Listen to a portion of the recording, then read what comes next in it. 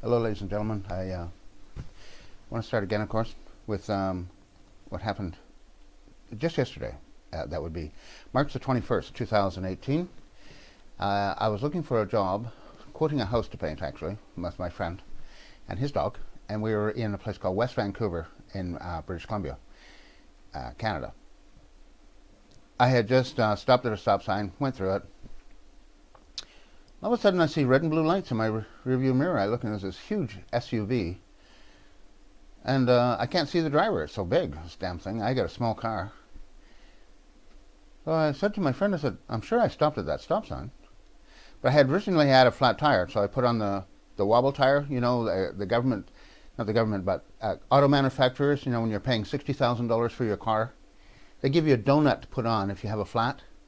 Because the $60,000, I mean, you know how much it costs to make a real tire? Put it on a real rim and put it in the trunk of that car? It's just prohibitively expensive. So you get a donut. Even though you just paid 60,000 bucks, you got a donut to put on. So I wait, I pull over, of course, you know, I'm waiting. My friend is turned around in his seat. You know, I don't move anymore because I've been stopped so many times by the police. It's unbelievable. It used to be once a week. Now it's probably 2 or 3 times a month. So he comes to the door. He's got his hand on his gun like they always do. I in Canada, I don't know what's happening to the police in Canada, but they got their hand on the gun when they come to the car, my car. Jesus, he's been reading his computer. You can see that. So he stops. I roll down the window. He said, "You got a small tire on the back here." I said, "Yeah, that's the spare tire that they give you, and I had a flat on my way here, and I had to change it." Uh-huh. He said, "You've got some body work done to this car." I said, "Yeah." He said, "It looks like your car has been on fire. Has your car been on fire?" I said, "No."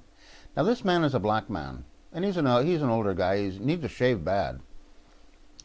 But anyway, he's being relatively polite, let's say. He said, I had turned the car off. He said, "Start the car." So I started it. He said, "I'm going to go to the front of your car. You put on your lights, and I'm going to tell you what to do." So I do that. I put on my lights. High beams, low beams, right signal, left signal, blow the horn. I do all these things. He goes to the back of the car. "Put it in reverse. Put your foot on the brake." You know, rather commanding. So he does all this, and he comes to the window of my car. I went to turn the car off, and he said, "Do not shut it off. You're not going anywhere yet." So my eyes got big, and I looked at my friend, and I'll tell you what was going through my mind. I thought, you sound like a big-bellied white sheriff in Alabama who has just stopped a black man driving a white Cadillac. I got to tell you, I felt like, wow. The more things change, the more they stay the same. Don't they though, feller? You want some mint julep there, feller? How about some moonshine? So, next question.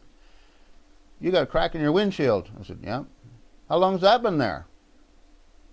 I said, "One was with this car when I got it. The other one, a deer ran into the front of my car. A young deer decided it was going to try and run faster than my car. And the other one, that's how that one got there. Go straight up." "Uh-huh. What are you doing here?" Oh, it reminded me of the Nazis. "Papers, please. Papers, please. Over there. Here, say this word. I want to know if you are a Jew." He didn't ask me if I was a Jew. So I told him, I said, "I'm looking for the address of a house that I want to put a bid in on to paint it." And he says, "Give me your driver's license, registration." He said, "Give me your driver's license." So I give him the driver's license. He stands there, he says, "Where's the registration for this car?" I said, "You didn't ask me for that." So I get the glove box, I get the address, I get that, I pass it to him. I'm just going to go back here and check all this out. So I watched the black man go back to his SUV, this huge car. It's actually a 4-wheel drive truck, half-ton. I gets in. He's there for a while. He's reading. I can see he's reading a whole bunch of stuff there. He comes back. "Get out of the car." So I get out of the car. I walk back to behind my car. He said, "Your driver's license here. What's your place of residency?" I said, "I'm a resident of New Brunswick. I'm working here under contract." "Yeah, to who?" So I give him the business card. I said, "I have an invoice book if you'd like to see it." "No." No, he said, no, I don't want to see that. He said, how long have you been here? I said, I've been working under contract here since sometime in the 90s. Why do you do that? Because New Brunswick's under 4 feet of snow, and out here you can keep working all winter long rather than sit home and go on welfare. Oh. Well, listen, here's the law. You got 90 days to change your driver's license when you leave your place of residency. We do not allow people to come here and get a job after 90 days and drive with cars with their own driver's license from that province. You have to change it to British Columbia. He said, except in the case of American workers who come here with a work permit. Now, in my mind, I thought, my God, you're an American. And he might be of the age where he was a Vietnam War draft dodger or conscientious objector, as Muhammad Ali used to say. So I thought, wow, you are probably an American. And I don't know if you know about this in Canada, but police officers in Canada are in the Millionaires Club. They start like a little bit under $100,000 a year. You got a gun, and you have a gun. So you get to drink and drive too. I know cops that do drink and drive. They still do. They're having fun. Anyway, so I'm listening to him. I know I don't get mouthy with him. I said, oh. He said, Americans working in this province, because I have complained about this to a guy named Detective Thibodeau, Royal Canadian Mounted Police. He shook me down like this too. I said, why can Americans work here? Because there's a place called the Arthur Lang Bridge, which is wholly owned by the airport, Vancouver. They bought it. They built it. And that when they put it up for contract, they wanted the contractor to guarantee it would be done in less than 1 year. 2 Canadian companies bid, 1 American company bid. The 2 Canadian companies would not guarantee completion. The American company did, or would pay a heavy penalty. So the American company got the job. They came from Oregon, Washington, Nevada. They came from all over the United States. They're union members. They came to Canada. They brought their cars. They brought their driver's licenses, and they worked here for 11 months. A little bit more than 11 months. And he told me, he said, they may work in Canada for as long as they like. They do not have to change their driver's licenses or change the registrations on their cars. It's because this would be a very big problem. So after he did this test on my car, it means he could have demanded that I go for a test, which is $200 to do. But they don't do it for American workers. Canadian police have been instructed by the government of Canada, if there are American workers on our soil, they do not have to get a driver's license. They do not have to change their vehicles. They don't have to get insurance in Canada. They may work here as long as they want. That's true. It's an interesting thing that Canadians have to do all this stuff. Why do we have to do all this stuff? The Americans don't have to do it. Why do Canadians have to do it? I came from another province to find work in Canada, and I'm restricted. I am shaken down by the police. Don't turn that car off. You're not going anywhere yet. Thank you, Mr. Police Officer. Sir, thank you. Fabulous day. You're going to do a great job. I would guess this cop is making about $180,000 a year. He's in the Millionaires Club. He doesn't drive an old car. I have a 1995 car that I'm driving. I'll bet you he does not have a 1995 car. He hasn't for many years. I'll bet he's got a nice house to live in. I'll bet he's on cruise ships with the wife. Kids are all in university. And when a cop's in Canada, and I know a few because I work with them, what do they do in their part-time? They go to university and get a university degree. The former captain of the Vancouver Police Department doesn't have a high school diploma, but he's got 2 university degrees now. When he became a cop, he started taking university courses in part-time. He got a Bachelor of Arts degree part-time, and he got a master's degree part-time from a major university. He did not get a student loan. He did not take time off work like the rest of us. He has 2 university degrees, and his income went to $311,000 per year. That's how much money he made. He made more than the Prime Minister of Canada. However, I digress. The inequalities of Canada is what I'm trying to get to. We as Canadian citizens, our rights are in the hands of judges. In America, the rights are in their own hands. The American Constitution says the Americans have this right. As citizens, we the people, it says. In Canada, our Constitution does not say we the people. It doesn't say that. Pierre Trudeau wrote the Constitution. He also wrote the Charter of Rights and Freedoms, but he did not give it to Canadians. He gave the rights and freedoms of Canada to the judges. There's a famous incident here. He had a friend, he used to call him Petit Jean. His name is Jean Chrétien. He is from Shawinigan, Quebec. as Pierre Trudeau is from Quebec, as Justin Trudeau is from Quebec, Brian Mulroney's from Quebec, Paul Martin's from Quebec. All these prime ministers of Canada recently, they all have to come from Quebec. I don't know why this is. I don't know how we got strangled by Quebec. Justin Trudeau, when he became the Prime Minister of Canada, he said all the problems of Canada are because of Alberta. Well, I don't see how that gets to be. Anyway, eventually he apologized about it. But he also is famous to have said that if Quebec votes itself out of Canada to become an independent country, he's leaving with Quebec. That's a fine Prime Minister to have, isn't it? I don't know why he got voted. I don't know why anybody would vote for him. I didn't vote for him, and I won't vote for him. He's already shown me his hand, his cards. Let me just get back to our Constitution. We had here in Canada some people who came here for the, they used to call it, it was an Asia-Pacific conference of some sort, like the G7. They had another name for them, though. APEC, I think it was. Something like that. Jean Chrétien, the Prime Minister, was here, and a man named Suharto came. And Suharto was a butcher. He's from, I've forgotten, he's from an Asian Pacific country. It could be Malaysia, but I think maybe, it's not the Philippines, I think it's Malaysia he's from. And he's famous for killing people. And so there was a protest at the University of British Columbia. Students had placards, and they thought they had freedom of speech and freedom of assembly. Jean Chrétien, the Prime Minister, sent in the RCMP, and they pepper sprayed all these kids. And when Jean Chrétien was asked about the actions that he just took, he said, "I am liking pepper on my plate." That's exactly how a dictator would speak. As George W. Bush once famously said, "I don't like dictators unless I'm the dictator." Now you can see it. You can understand that yourself. Who wouldn't want to be a dictator? I mean, really, it's like, wouldn't that be fabulous? What would I do first? What would I do? If I was the Prime Minister of Canada and I became the dictator of this country, which effectively they are, I think. They don't seem to have, too many, what do they call it, checks and balances anymore. There doesn't seem to be any opportunity to do that because all of the judges of Canada have to do the will of Parliament now. The judges of Canada used to be independent.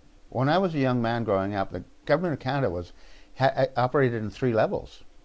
There was the judiciary, which is supposed to be independent, the elected, which is Parliament, and the executive, which is Senate. Strangely enough, though, senators are all appointed by the Prime Minister. So you can stack the deck. That's basically what that's for. And I think it's a bit of a dirty trick to pull on people. In the United States, they don't do it that way. It's quite different there. And in England, it's very different. Our system of law is supposed to be based on English law, English common law, but now we're based on Napoleonic Code. And under Napoleonic Code, the government is protected from the people. And that was very clear when Jean Chrétien ordered the police to pepper spray the students. It is very clear that the government is protected from the people. That is very, very clear.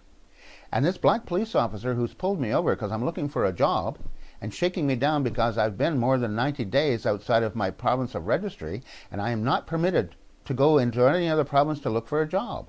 I can't do that. You can't do it for Quebec if you're from any other province. Quebecers don't like that. But they have a lot of Americans working in Quebec. I've met them. I've met some. And they love Quebec. The Americans, they're trying to learn to speak French as quickly as they can. Anyway, let me get back to the police officer in West Vancouver. He let me go. I give him the thumbs up. He's shaking me down, He's done his job. I'm sure he's going to get a raise and a promotion because I'm looking for a job. And I don't have the wonderful life that he has. Cops have a wonderful life. They're in the Millionaires Club. And I'm telling you, they can if they handcuff you and beat the friggin' hell out of you, they will not be charged for it. It'll be hidden. And in Canada, I'm going to tell you one more thing, because a friend of mine who's a lawyer, he used to work for Immigration Canada. He used to be a border cop, they call him. If, in Canada, you are arrested at that border and detained, if you die in their custody, there is no investigation in Canada. We do not allow this. They have guns. They have opportunity. If you die, and there's been several cases in Canada, no investigation. What does that tell you about a country? What does that say? There's a man in the United States who was shot dead in Dallas, Texas. His name is John Fitzgerald Kennedy. And he said, secrets and secret societies are abhorrent in a free and democratic society. They are abhorrent. But Canada, in my opinion, is not free. It is democratic. But once you've become the Prime Minister, you cannot be removed from office. Pierre Trudeau, who changed our Constitution, wrote a new one.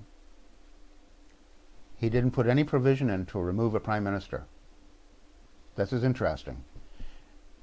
When that Constitution got written, it had to be approved by all the Prime Ministers of Canada. They all had to, unanimously, it had to be approved. The province of Quebec, and the Premier at that time, his name was René Lévesque, he did not like Pierre Trudeau at all. He couldn't get along with him. So he refused to sign it. So, as René Lévesque said, Quebec was stabbed in the back in the middle of the night.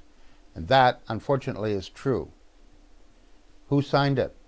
Pierre Trudeau signed it in right of Quebec, but he is not the Premier of Quebec. Or in Quebec they call him Prime Minister, which is probably more correct to do.